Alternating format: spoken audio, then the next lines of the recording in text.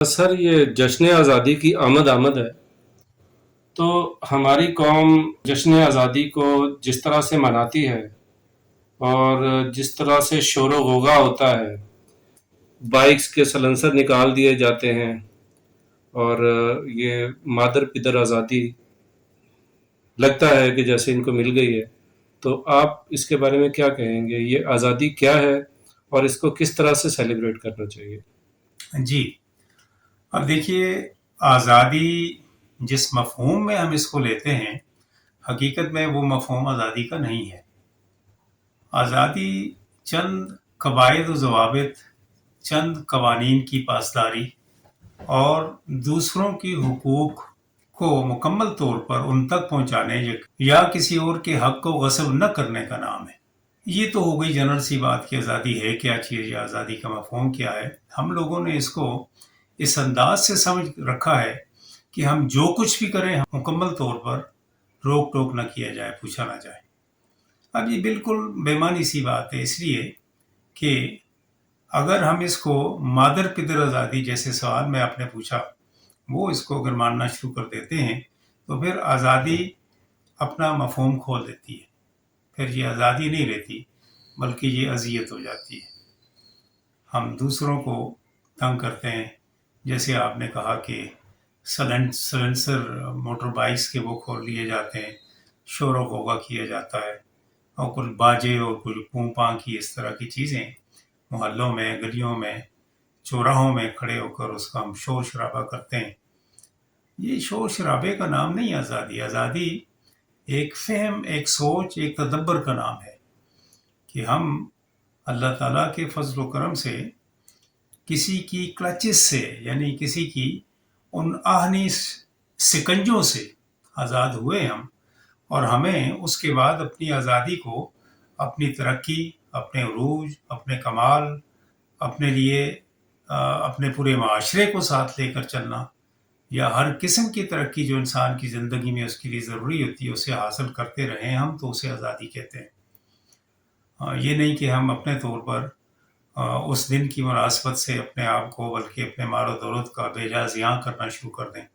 جو کچھ ہمارے ہاں ہوتا ہے، یہ دراصل حقیقت میں ہمارے ہاں اس طرح کی انٹروڈکشن، اس طرح کی آزادی کی، یہ جان بوجھ کر ایسے رکھی گئی ہے تاکہ ہم لوگوں کے اذہان ڈائیورٹ ہوں، اسپیشلی نوجوانوں کے، کہ وہ اسی شور و غوغے میں اپنی زندگی گزارتے رہیں، اور وہ صحیح سمت جو ہمیں ملنی چاہیے تھی، جس کا تعین ہمارے حکمرانوں نے یا بڑوں نے، رہنماؤں نے کرنا تھا، وہ نہ کرنے کی وجہ سے یا ان کو مہیا نہ کر کے دینے کی وجہ سے اس طرح کی صورتحال پیدا کی جاتی ہے۔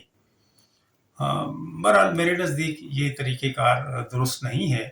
ہاں، اتنا ضرور ہے کہ اس دن کو اجاگر کرنے کے لیے اس کی اہمیت پہ سیمینارز مقرر کیے جائیں، مختلف قسم کی تقاریب ہوں جن میں نوجوانوں کو مدعو کیا جائے، آپ ان کو صحیح سمت دکھائیں اور اپنی ترقی کی منزل کی طرف انہیں گامزن کریں۔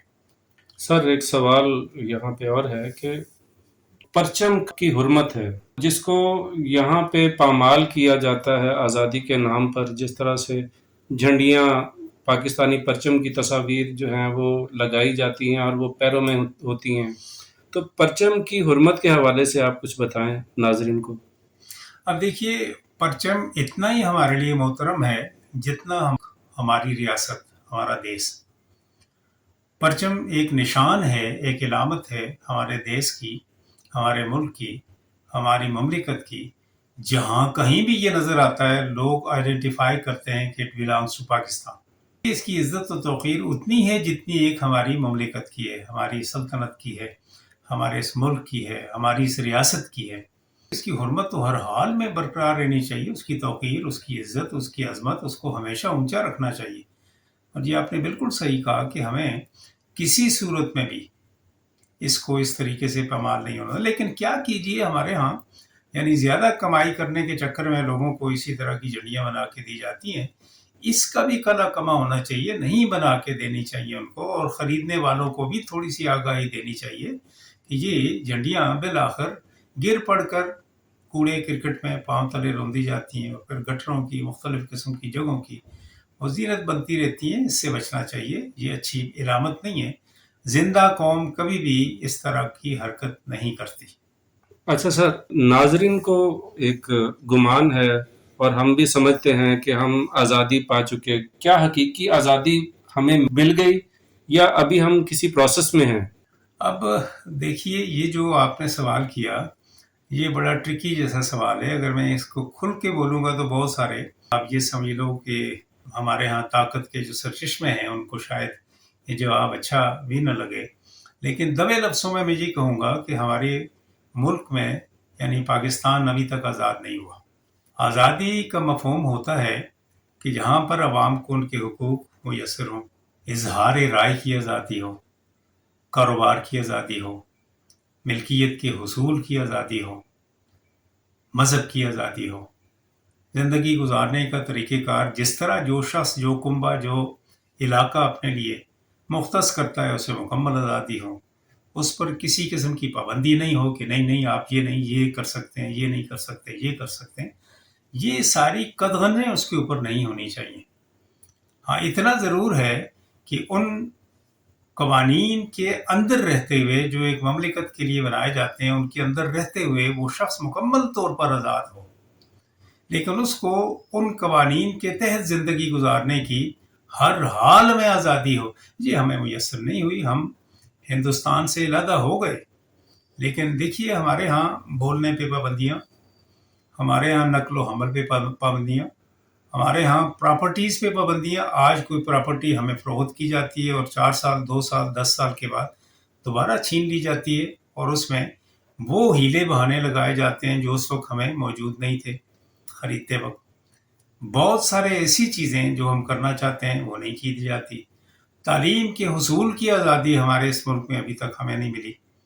تجارت کرنے کی آزادی مسابقت کی بنیاد پر، برابری کی بنیاد پر ہمیں نہیں ملی۔ جو کرتا دھرتا ہے اس ملک کے وہ اپنے طور پر جس چیز میں جتنا زیادہ کمانا چاہتے ہیں وہ قوانین راتوں رات بنا کر دوسرے دن اپنے اوپر لاگو کر کے وہ سارا کچھ ہڑپ کر جاتے ہیں، اور عوام الناس اگر اس طرف جانا چاہتے ہیں تو ان کے لیے وہ راستہ اسی دن دوسرے دن مسدود ہو جاتا ہے، اور متعلقہ ادارے انہیں بتا رہے ہوتے ہیں کہ نہیں جی یہ تو بس رات کے لیے کھلا تھا، یہ قانون یا آئین یا کوئی آرڈیننس نافذ ہوا تھا، اب وہ ختم ہو چکا ہے، یا پھر ایک ریگولیشن بنا تھا وہ ختم ہو چکا ہے۔ کہیں کوئی انڈسٹری لگانا چاہتا ہے تو اسے اس کے لیے مکمل طور پر آزادی نہیں ہے، وہ ان کے لیے پھر مختلف قسم کی رشوتیں دی جاتی ہیں۔ اب یہ ساری چیزیں اب اس میں کتنی میں آپ کو گنواؤں؟